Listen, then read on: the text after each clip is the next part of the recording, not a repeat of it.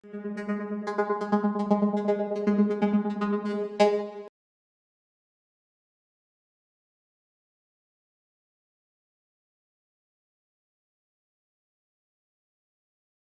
everyone. So we're going to have a panel of different questions you may ask to our panelists over here, ranging from different faculties, academics, also the industry, students. So we have a little bit of everything. The idea is that you can ask questions about mentoring for your career, and we can direct it to any of the audience, so to any of the panel, so they can answer for you. Let's do a quick introduction. Yes. Let's start. Oh, actually. But I just want to say, you know me, no? Jocelyn Dunstan from Chile. And working in Chile, but I did my PhD in England and the postdoc in the US. So I have a bit of background on that. And I also am a physicist. So if you want to know how to transitionate or things like that, I'm very open. Thank you, Jocelyn. Pablo Rivas, soy mexicano.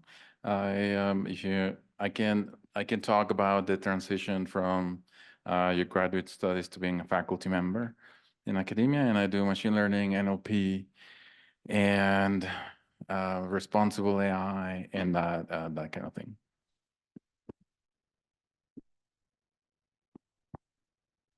Hello, everyone. I'm Jesus. I am a PhD student. I have been working not only in academia, but also in industry. And right now I'm doing my PhD in Switzerland at ETH Zurich.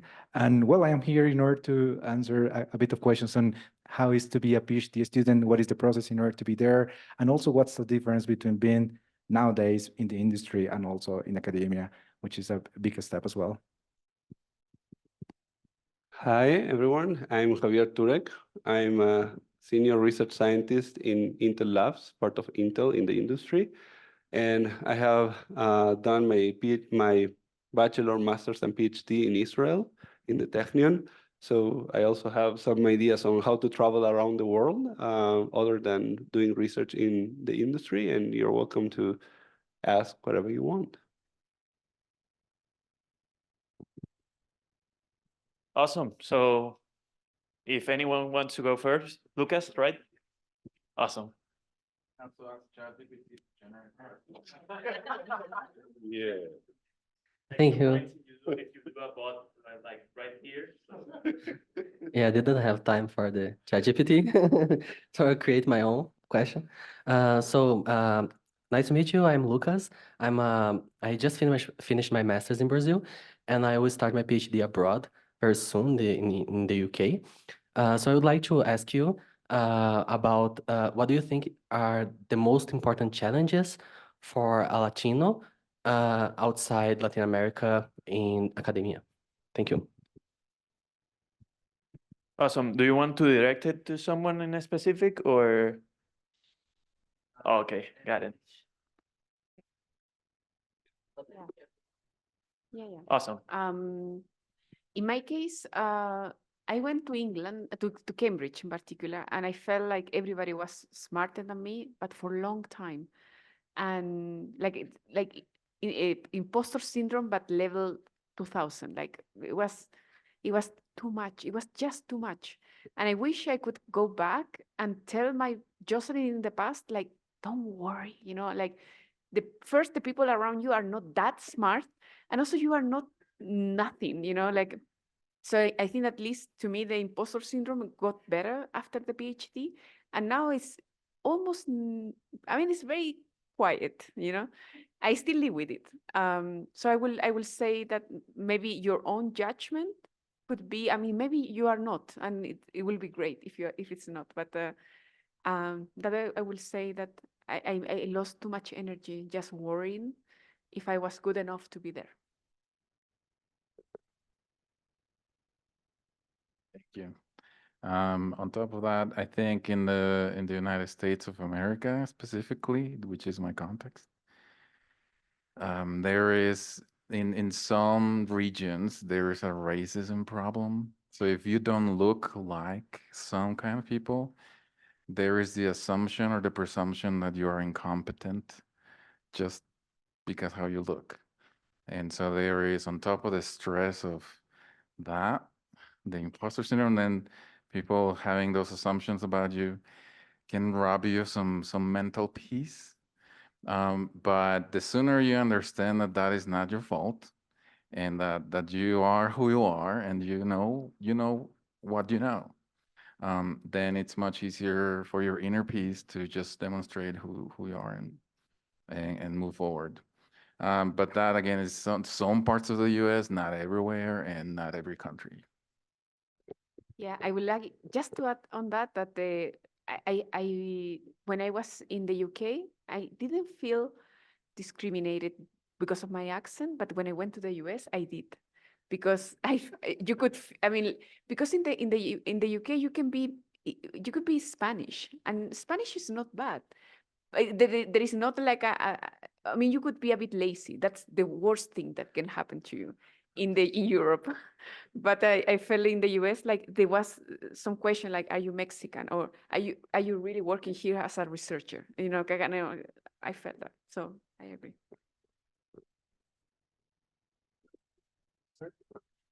Cool. So one thing, before my PhD, I was doing my master in the UK.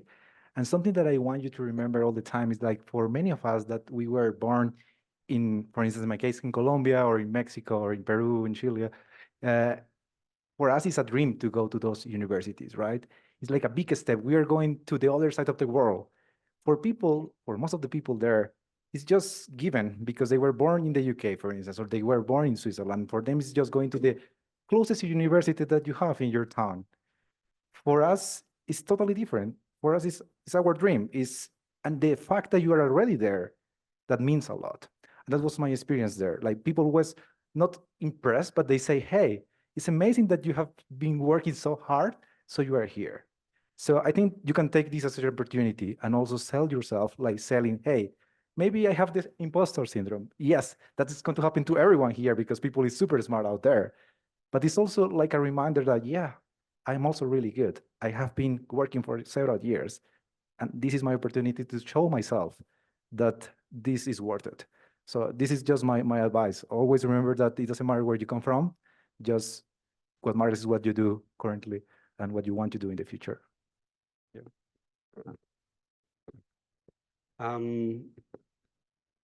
Adding to what here Jesus just said, there is a big gap when you jump from abroad, from Latin America to other countries that are top universities. But you're not alone. There are a lot of Latin American people that are doing the same as you.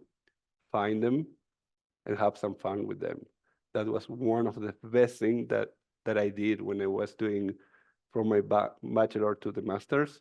I met a lot of people around from all places from Latin America and Spain. And it was a really way to support everyday activities. Soccer, although you're gonna go to UK, so I'm assuming you will find some soccer players from the UK and other parts of Europe. But you know, it's just an example. Of course, you can love basketball.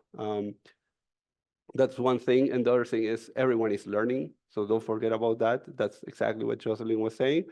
Everyone is learning. You too, right? And there's people that are smarter, better everywhere. You will find them everywhere. You will find them after the PhD as well. That's normal. Okay, so don't feel bad about that.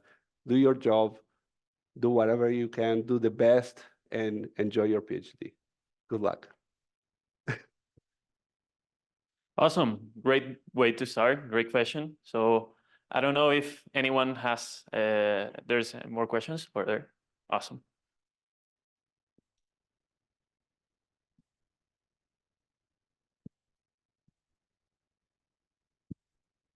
Hi, I have a question. Well, I did my undergrad studies in linguistics.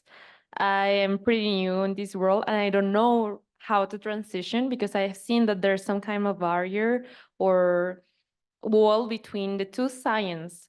Since I don't know how to program yet, I am looking for some suggestions of how to do the transitioning in order to understand more about PNL. Well, NLP. Do you want to direct it to someone in specific? Or any of our honorable panelists want to take it?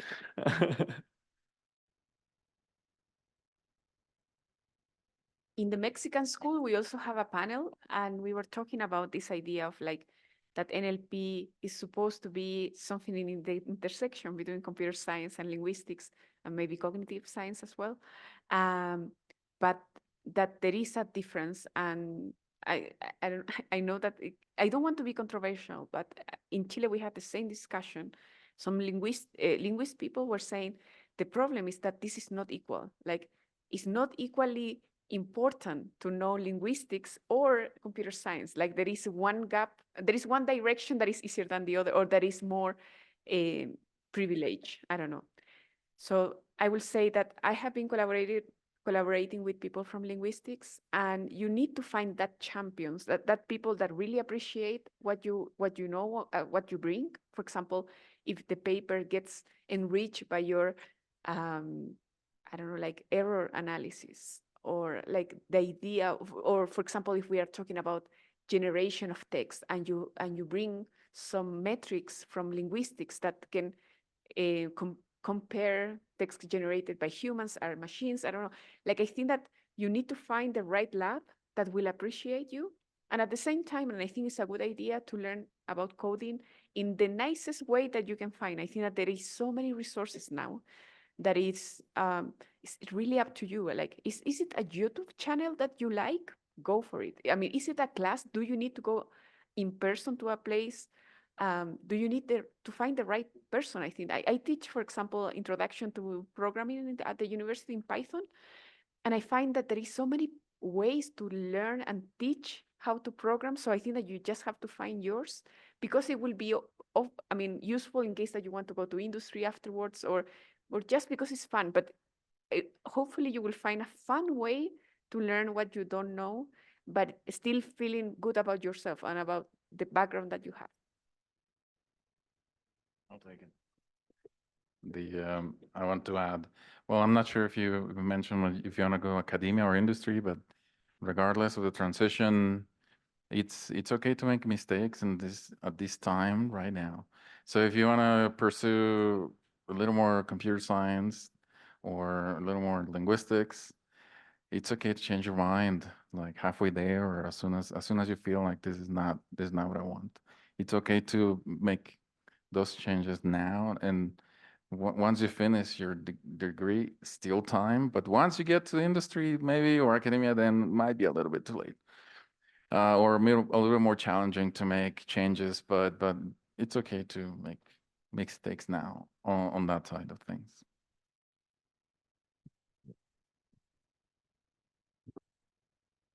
I want to add one little thing to what Pablo said.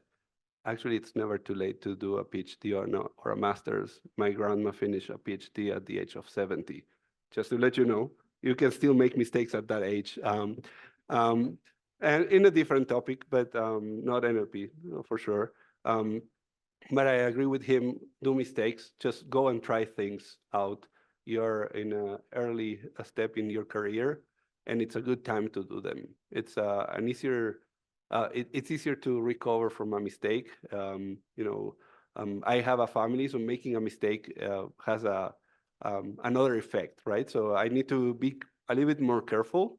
I still love doing mistakes, right, all the time. That's normal. It's research, but there are things that you consider 2 times or how to do them before you do them. This is a moment where you can just go and do that jump.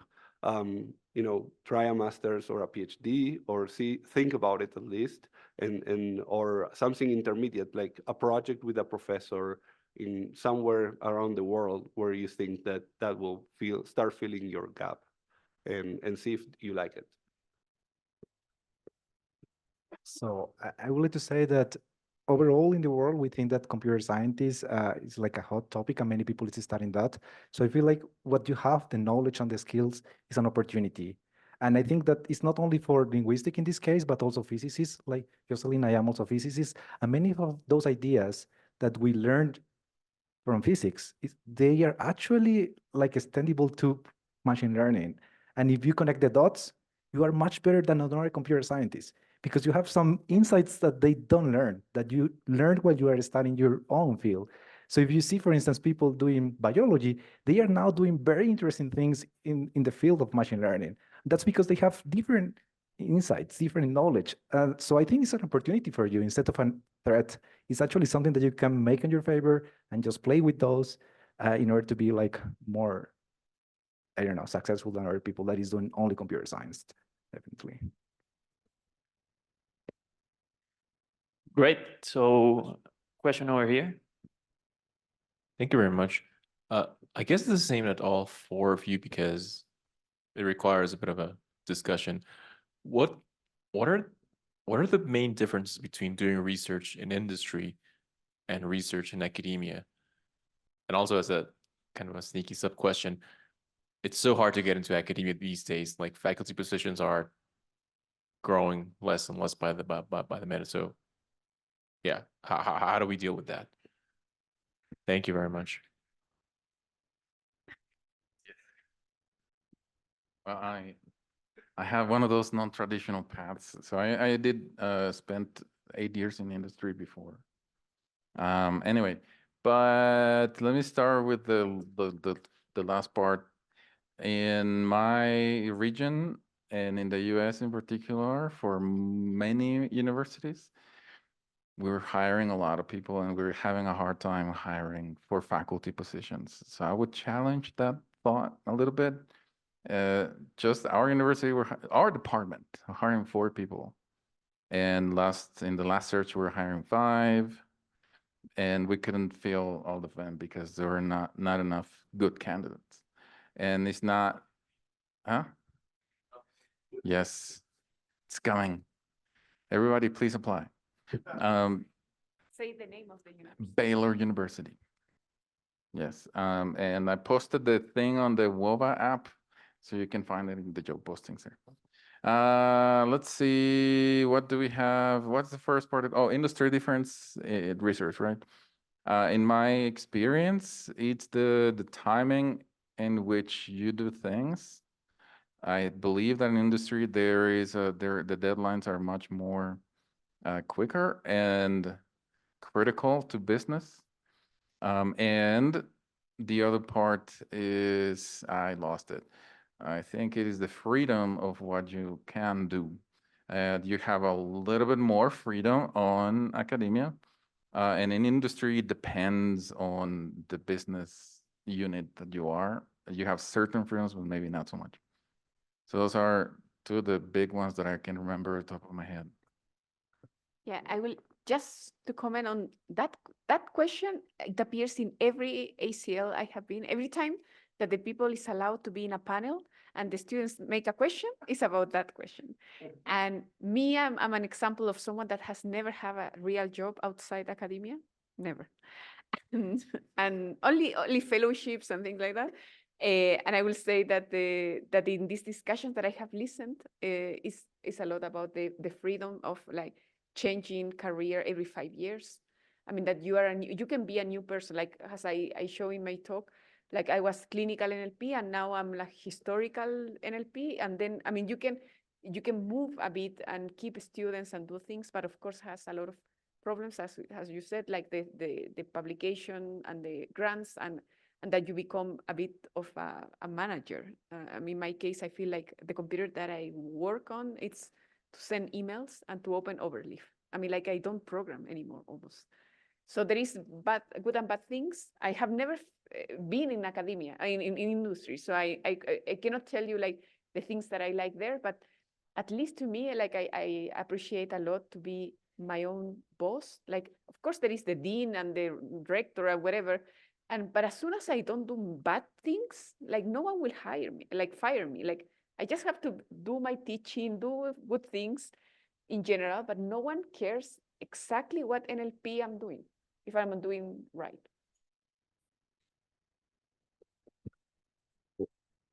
So just to contrast a little bit more to what Jocelyn was saying. So in the industry, you're paid by your employer, and that means that you need to be useful to that company. There are companies that allow more freedom than others, but at the end of the day, if that freedom is too big and it does not serve the company, you may not succeed in different ways. So you may continue to do your work, but you may not be relevant to the company. So that's the first big difference. So the freedom that she was talking about, that nobody will come and lay you off, in the industry may happen. So you need to become relevant and help the company. You have different other resources that you may or may not have in the academia, and depends on where you work as well.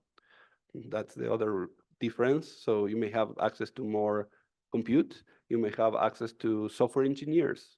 But with that access, you need to, produce some outcomes that it's not necessarily to be produced in the academia, like software packages and things like somebody else needs to use.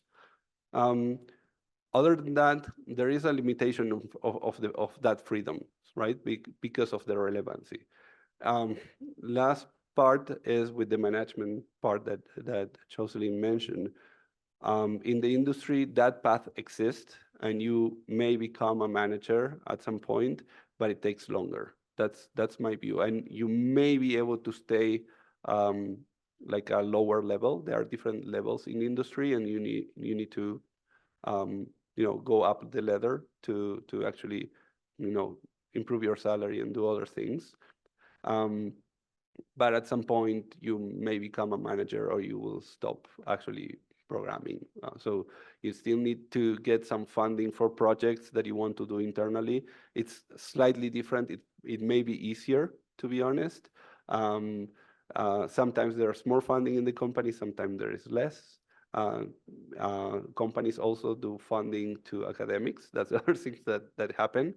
And there's a lot of collaboration between the two as well. So it's what I can share from my experience and from what I see in Intel and from other companies. It's up to you what you prefer to do and how relevant it is. Today, there are some specific companies that have a lot of access to compute, and some people prefer to go and be researchers in those companies because they have access to thousands of GPUs. But there's a lot of research to be done outside those GPUs.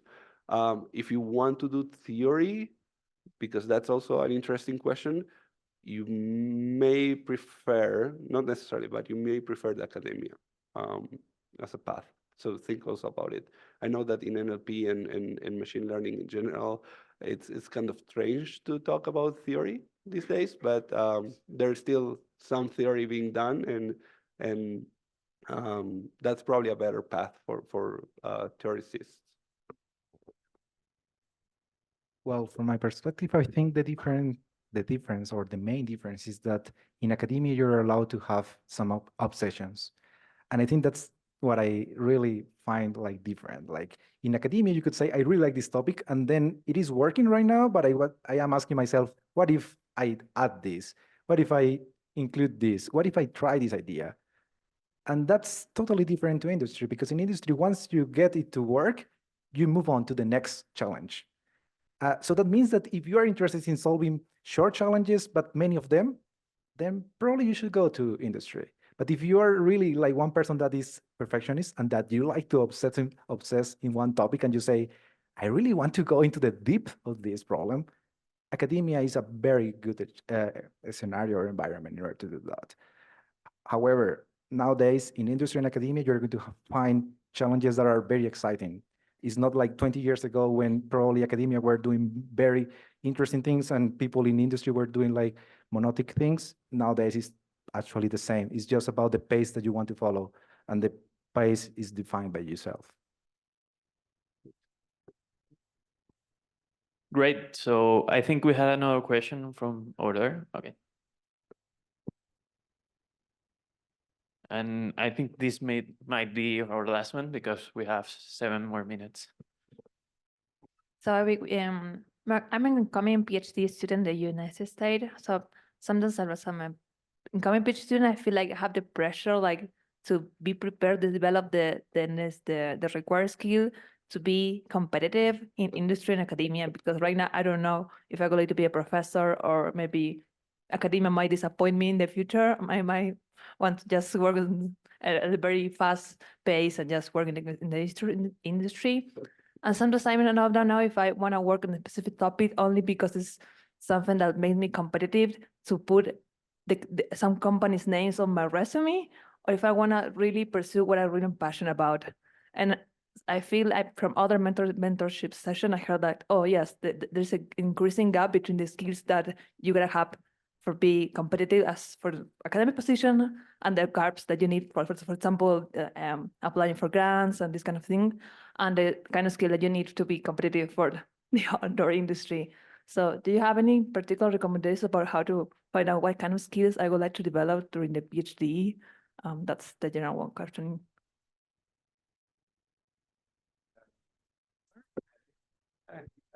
I was just talking, so probably we should. Don't be shy. I will have a suggestion for you is just go and do an internship on the summer. Start with the first summer, talk to who's going to be your advisor, and you need time to search for that internship and try to do an internship. If it's not the first summer, then the second summer during your PhD. That will have two effects on you. The first one is to give you an idea of how industry looks like. Try to get to a research internship. It's a little bit more difficult, but they still exist. Connections is what can bring you there for everyone. Connections is the best way to actually get a job, including an internship. And you will learn a lot of things there that you're not going to be learning, or you're not going to be learning them at a very high level regarding several of those skills that you need that will be useful for your PhD as well, even if you think they are not, or maybe if you can do your PhD without them. They will just accelerate you in your PhD. So it's time that you can use. You also earn a few bucks in the summer, which is good. So there are many reasons why I recommend. I did it during my PhD as well, doing an internship. So just go and do it. Find the time, talk to your advisor, and you need some time ahead. You need to be ahead of time because there's an opening season depending on the companies, blah, blah, blah. But other than that, just apply, search for those internships, and find one that looks like matching to the skills and the things that the skills that you may want to learn and you may want to, accelerate. With that, then you will feel what is industry, at least part of it. Once you are inside the internship, connect with people, network, see what others are doing, learn, and ask many questions and talk to the people around you in the internship. You will see a lot of faces and a lot of perspectives of what they are doing inside that company. And you will get an idea of how it looks like to be in the industry and what are the skills that you need to be in the industry. And I think that a PhD still prepares you, even if you don't do that internship, prepares you in a very good way to actually go to industry afterwards. So don't be afraid. I think that doing the internship adds a lot of value to a PhD student, but for many reasons, okay? Now you can be. Yes. I think the most relevant skill that you can learn while you're doing your PhD is communication. Communicate effectively what you think and what you do. And more than being like super smart, it's about how you are able to tell others what you are doing. And that means that you not only understand it, but you are also able to even explain to a kid what you are doing. Communication is super relevant, not only for us as a scientist, but also if you want to sell this to a business people, then you also need it. If you want to explain this to your mother, you also need it, right? Also in the discussions with your supervisor, you also need it. So I think more than skills like programming and those kind of things that people is looking forward, today, nowadays. I think it's more about like how you communicate. Are you actually saying what you understand in an effective way? And if it is not, then work on that, because people want to listen from you. You are the next generation of people who is going to create science. So you better know what to say and how to say it. So take a course on marketing. That's the idea. Exactly. I was thinking there is someone that was in my group. He was my master's student, and then he was 1 year working as a researcher. His name is Matias Rojas. He was amazing. I mean, like, I knew he was the best. I knew I was very lucky. I knew he was leaving at some moment. And what I love about Matias was that he was clever. He was coding well, whatever. But he had a lot of self-discipline. You never had to tell him what to do. He had his own agenda, and it was very mature, but also he worried about other people. So, for example, if we had a deadline, he was like finishing his part and immediately asking, like, who is doing section 3? Who is doing I read the whole thing, and I think that, I don't know, like, the plot that we are doing is not good enough or whatever, and I felt like he was never giving up. Like, imagine that I was like the corresponding author and I had to submit. Matias was until the last minute asking me if I needed help. Like, I never felt left alone by him. And that's why, every recommendation letter was superb, because it was like, he is the best person that have happened. And now he's in LATAM, in the airline. And he's like machine research engineer boss king, and I think that that's because he's buying the second apartment now, and I knew that he was going to be successful because he had this like the way of being kind to the work of like the teamwork. He was very good at that, and also like being respectful and smart and everything. So I think that there are some things that you can, if you do deep work or like real work in your PhD, like that your supervisor don't have to be around you, but you are like taking care of the research and like the product that you are giving to the world. Like, okay, this paper, this plot, I did it and I did it well. I think that that will be appreciated in industry as well. Yeah, exactly what they said.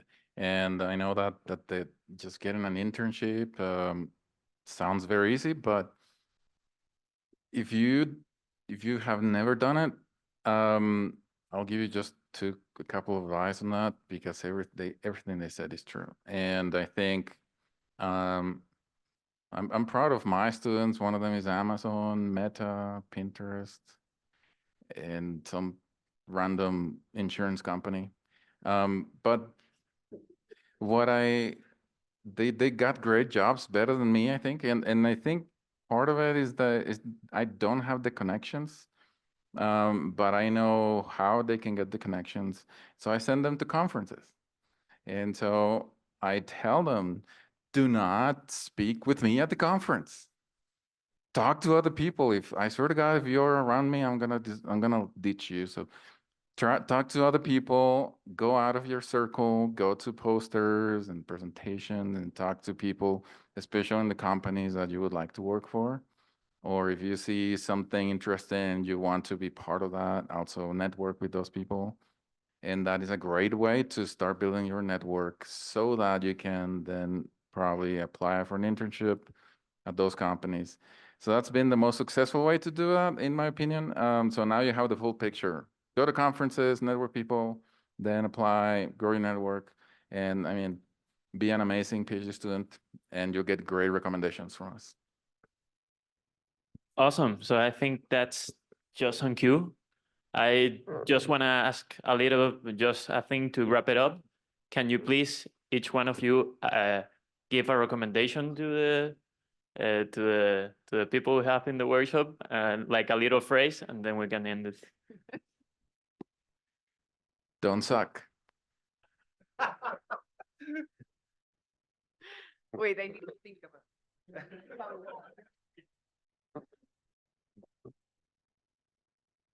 You're doing an amazing job. You don't suck. And if you need more help, look for the mentorship program from LatinX in AI or any other mentor that you may have access to and get help from them. You can improve for sure, but just do it and you will see how much can you improve. A dream is never too big. That's my sentence. And about imposter syndrome, I had an episode in my podcast where I talk about that, and I think that maybe it won't disappear, so you have to learn how to still do things with the imposter syndrome until the voice gets lower in your mind, and then eventually you will just, I mean, it will be automatic to just do the things. Yes. Just context. I feel like it was bad. For context, my mentor, when I was freaking out in conferences or submitting papers, I was just going to go and say, "Hey, do I have any advice?" And he says, "Yes, don't talk." And that's why I'm passing on the wisdom to you. Thank you, guys. Millennial wisdom. Thank you.